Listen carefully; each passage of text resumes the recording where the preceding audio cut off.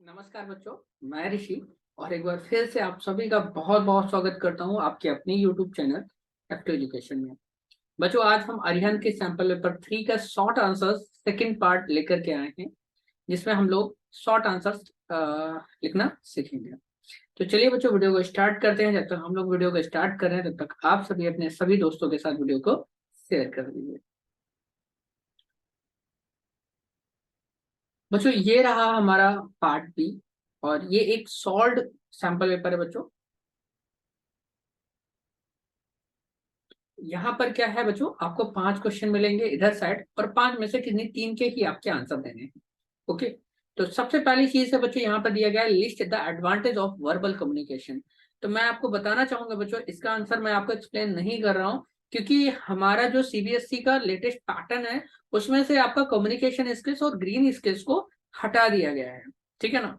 तो अब ये सैंपल पेपर किस लिए और ये क्वेश्चन किस हिसाब से रखे हुए हैं मेरे को आइडिया नहीं है, लेकिन जो है आपका कम्युनिकेशन स्किल चैप्टर से और ग्रीन स्किल चैप्टर से कोई भी क्वेश्चन आपका पुटअप नहीं किया जाएगा।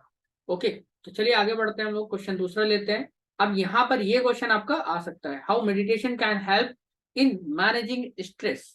ठीक है, यानी कि मेडिटेशन किस तरीके से आपको जो है आपके स्ट्रेस को मैनेज करने में हेल्प करता है। तो बच्चों, मेरा जो मानना है, देखिए, in meditation we can change our normal activity state to a more peaceful state. बच्चों देखिए, आपका होता क्या है एक्चुअली में, जब आप मेडिटेशन करते हैं तो आप बहुत ज्यादा ऑक्सीजन इंटेक करते हैं। तो बच्चों, आप अपनी बॉडी में जितना भी ऑक्सीजन इंटेक करेंगे, आपका जो ब्लड प्रेशर रहेगा, ब्लड फ्लो रहेगा, वो बच्चों उतना ही रिलैक्स रहेगा। ठीक है ना। और जब ये सारी चीजें होती है ना, तो आप क्या कहते हैं कि जितना भी आपका बॉडी रिलैक्स रहता है ना, तो आपका माइंड भी उतना ही ज्यादा रिलैक्स रहता है। इसी तरीके से यहाँ पर देखिए, आपका ये दिया गया है, एक पॉइंट दिया गया है, तो दिखाना चाहूंगा मैं। यहाँ पर देखिए दिया गया है, the mind and inter state of restful alertness. यानी कि जब भी आप क्या करते हैं, जब भी आपके पास कई सारे थॉट्स होते हैं, आपकी माइंड में बहुत सारी चीजें चल रही हैं, तो ये क्या करता है, during the meditation all thoughts we are in a state of deep rest, our mind fully alert and awake. ठीक है ना। यानी कि जब भी आप मेडिटेशन करते हैं तो आपका जो माइंड होता है वो कहाँ चला जाता है, एक डीप रेस्ट में चला जाता है, यानी कि बहुत अच्छी तरीके से वो रेस्ट करता है। और जितना ज्यादा वो रेस्ट करता है उतना ही क्या होगा, अलर्ट हो जाएगा, उतना ही वो स्ट्रॉन्ग हो जाएगा। ठीक है ना। At this time the body experience many healing effect which are the reverse of a fat of fight. ठीक है ना। तो कहने का मतलब, इस टाइम पे बॉडी क्या करती है, बॉडी अपने आप को ऐसा लग रहा होता है, आपको ऐसा फील करते हैं कि बॉडी अपने आप को रिपेयर कर रही है, अपने आप को अंदर से जो कमियां हैं, जो फॉल्ट्स हैं, उनको रिमूव कर रही है, आपके जो निगेटिव थॉट्स होते हैं उनको रिमूव करके खुद को बहुत ही अच्छा बना रही है। ठीक है ना। इस तरीके से आप बच्चों इसका आंसर लिख सकते हैं। अब यहाँ पर देखिए, लाइक आपका ये जो आंसर है बच्चों, ये है तो 30 ही मार्क्स का, लेकिन क्या है कि बहुत बड़ा आंसर है। ठीक है ना। आप 2 पॉइंट लिखेंगे इनफ रहेगा। इतना बड़ा आप 5 पॉइंट इसमें दिया गया है, 5 पॉइंट यूज करने की जरूरत नहीं, आप 2 पॉइंट लिखेंगे, 3 पॉइंट लिखेंगे, इनफ रहेगा। तो write the step to protect protect workbook in a password. ठीक है। तो सॉरी, विद अ पासवर्ड। तो यहाँ पर वर्कबुक की बात कर रहे हैं, यानी कि आप जो है एक्सेल पे जाइए। ठीक है ना। और एक्सेल पे जाने के बाद आप इजिली जो है इसको किस तरीके से जो है आपको अपनी वर्कबुक में कोई पासवर्ड लगाना है।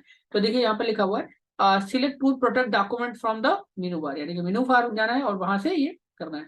If you choose the seat only, your current seat will be protected from writing. यानी कि अगर आप किसी सीट पर क्लिक करते हैं तो सिर्फ वही सीट पर पासवर्ड लगेगा, और अगर आप पूरी वर्कबुक को सेट जितने वर्कबुक में जितनी भी सीट्स हैं अगर उनको सिलेक्ट कर लेते हैं तो पूरी की पूरी वर्कबुक जो है वो प्रोटेक्टेड हो जाएगी।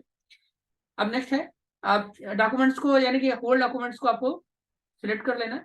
Then you are not obliged to enter the password, you can simply click on the okay button to close the dialogs window with in typing anything. ठीक है। उसके बाद however if you choose a password, यानी कि अगर आपको कोई password डालना है, it will be requested every time you wish to modify the cells और द सीट्स। ठीक है। यानी कि एक्चुअली जब हम लोग पासवर्ड लगाते हैं बच्चों, तो वहां पर हम लोग एक सेटिंग्स लगाते हैं कि आप विदाउट पासवर्ड कितने काम कर सकते हो और कौन कौन से ऐसे काम है जिनको करने के लिए आप पासवर्ड डालना पड़ेगा। ठीक है ना।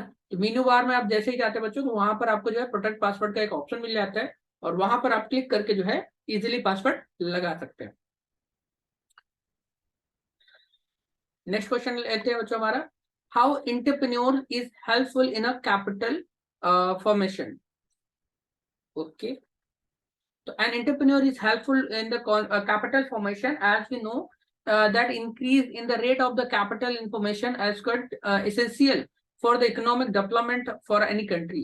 बच्चों एक्चुअली में देखिए एंटरप्रेन्योर्स क्या होते हैं, एंटरप्रेन्योर्स किसी भी कंट्री के लिए जो रेवेन्यू है वो रेवेन्यू को जनरेट करने के लिए, उसकी जो इनकम्स है उसको जनरेट करने के लिए जो है एंटरप्रेन्योर्स काफी ज्यादा इंपॉर्टेंस रोल प्ले करते हैं। क्यों प्ले करते हैं भाई? क्योंकि एंटरप्रेन्योर्स ही होते हैं जो ज्यादातर बिजनेस स्टार्टअप डालते हैं और जॉब क्रिएट करते हैं। तो आप ये समझ लीजिए कि जिस भी कंट्री में जितना ज्यादा ग्रोथ होगा उतनी ही ज्यादा जॉब्स क्रिएट होंगी, और जितनी ज्यादा जॉब्स क्रिएट होंगी उतना ही लोग जो है अनएम्प्लॉयड रहेंगे। ठीक है ना, उतना ही कम लोग जो है अनएम्प्लॉयड रहेंगे, बाकी सब काम कर रहे होंगे। तो जितना ज्यादा वो काम करेंगे उतनी ही ज्यादा कैपिटल और उतना ही ज्यादा रेवेन्यू उस कंट्री का बढ़ता चला जाएगा। ठीक है बच्चों, यहाँ पर देखिए क्वेश्चन नंबर 10 दिया गया, how sustainable development is important to develop the positive attitude. बच्चों ये आपका ग्रीन स्किल का है, ठीक है ना, मैं इसको रिकमेंड नहीं करूंगा आपके पढ़ने के लिए, अगर आपका मन करता है तो आप पढ़िए बेशक।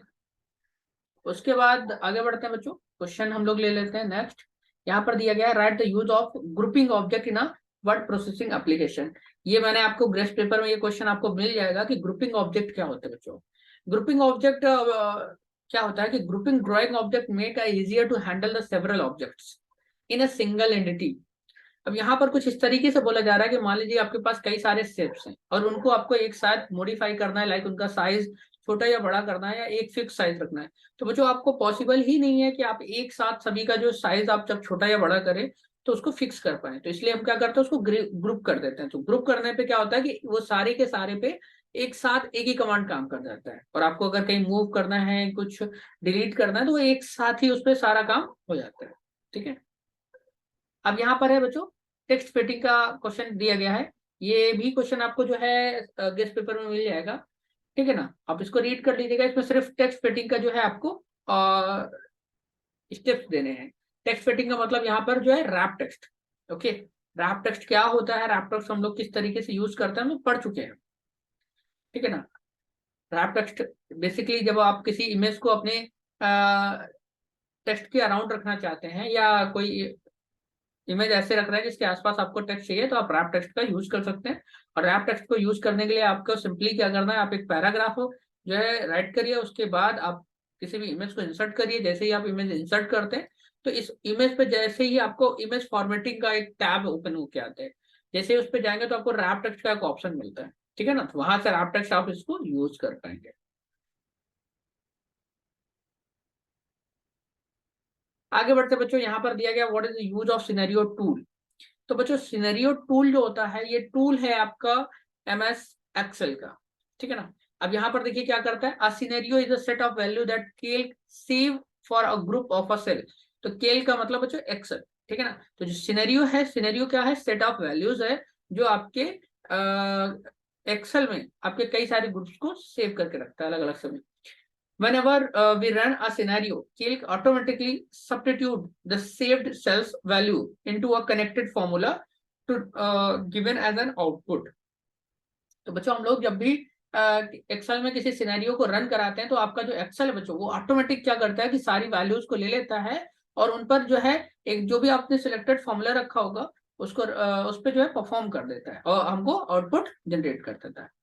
By having a different scenario for a same group of cell, we can get different result from the formula and compare these result to know which is the most suitable set of the values for us। यहाँ पर क्या है बच्चों, यहाँ पर क्या होता है कि जैसे आप लोग क्या कर सकते हो, अलग अलग वैल्यूज को जो है अलग अलग सेट के साथ इस्तेमाल कर सकते हो। ठीक है ना, और ये कई सारे आउटपुट्स आपको अलग अलग वैल्यूज के साथ एक साथ दे देगा और आप उसको कंपेयर कर सकते हो। नेक्स्ट क्वेश्चन है बच्चों, define data the major component of a database.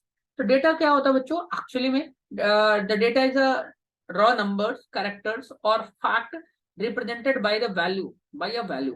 ठीक है ना, अब मेरे हिसाब से डेटा क्या है बच्चों, data any kind of information but has a logical means are called data. ठीक है ना, वो नंबर्स हो सकते हैं, वो इमेज हो सकता है, वो कैरेक्टर्स हो सकते हैं, वो टेक्स्ट हो सकता है, वो बाइनरीज हो सकते हैं, मतलब कुछ भी, लेकिन उसका एक सेंस होना चाहिए। Most of the organisation generate store in the process large amount of data. Okay, next question है, name any two ways to wireless connection for the internet. तो बच्चों वाईफाई और WiMAX, there are the two types of wireless connection of the internet. Ramya want to connect all the computers of his office wirelessly, ठीक है ना, in order to avoid coordinate cables. Which wireless technology would be best suitable for the office? तो बच्चों यहाँ पर क्या है कि वाईफाई टेक्नोलॉजी वो यूज कर सकती है अपने ऑफिस के लिए, ठीक है ना, और केबलिंग को अवॉइड कर सकती है, बिकॉज जो केबलिंग है, केबलिंग से हम लोग क्या करते हैं कि इंटरनेट तो हमको काफी हाई स्पीड से मिलता है, लेकिन इसमें कॉस्ट बहुत ज्यादा यूज हो जाती है, ठीक है। अब यहाँ पर क्वेश्चन नंबर आपका दिया गया है, what are the benefit of online shopping.